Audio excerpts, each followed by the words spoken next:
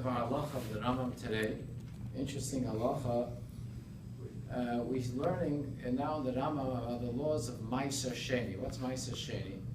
When you have produce that you grow in Israel, so 2% you give to the Kohen, then you take off twice 10%.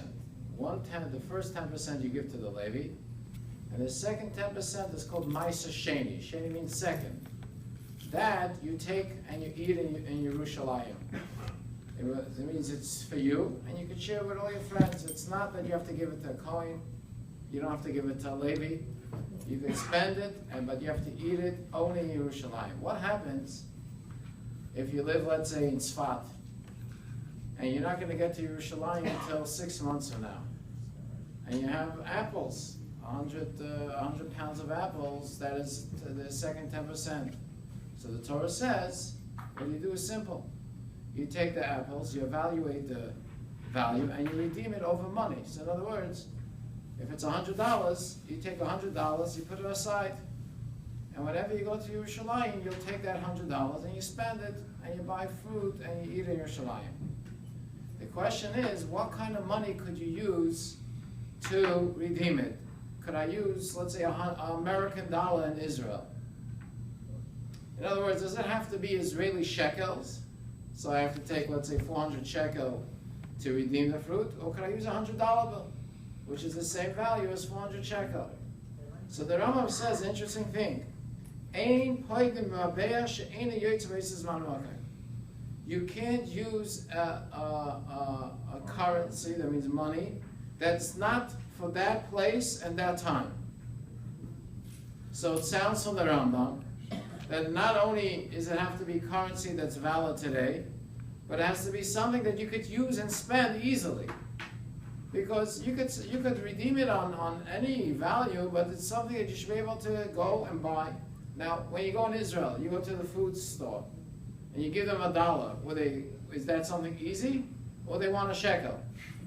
You see what I'm saying? When you buy fruits and vegetables, it's much harder in Israel to use dollar bills in the stores that they buy fruits and vegetables.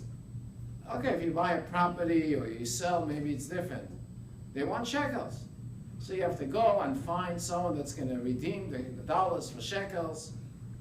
So therefore, according to one opinion in the Rambam, you could only use shekels that is used in Israel at that time and that place. Another opinion holds that no, you could use American dollars as long as the American dollar could be used somehow in Israel, and people will, use it, even though it's a harder currency to use, because in the regular market you don't use it. But if it's valid and it has a value, so the question is rubles. Rubles, as you know today, 45 ruble for $1. Would someone use ruble in Israel? Or would everyone, 56? Okay, it went up 50, so I thought it went down. But $56 ruble for $1. If you go with 56 ruble in Israel, would anyone take it? No.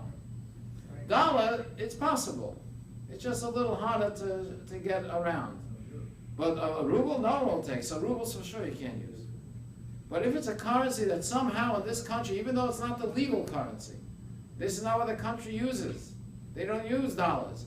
But if it's something that could be used, so one opinion in the Rambam holds that you could use it. The other opinion says no. It has to be currency and money that you use in that country, and that's legal in that country. Interesting, I remember when people used to travel from America, from Crown Heights to Europe, the Rebbe always used to give them money for tzedakah, shliach mitzvah. And he used to say like this: I'm giving you the dollar for tzedakah and exchange it to the legal currency in that country in a legal way. You can't just exchange it by the black market, and you have to go to the bank. So I remember when the Rebbe gave the original dollars for Russia, this is going back 1990, to do it the legal way, to go to the Russian bank and exchange it. It's a big Maaser. Most people don't go to the bank in Russia. It's all on the black market. But the Rebbe says no. It has to be exchanged by the legal currency in a legal way. So they had to wait a whole day by the bank, and the bank didn't have enough ruble. So they come back another day. It was a whole to-do. But the Rebbe says it has to be exchanged in a legal way, in a legal country, in that currency. So there is a concept that it has to be in the currency of that country in a legal way. Anyways, we should have this problem. We should all be able to have Maaser Sheni and be able to exchange.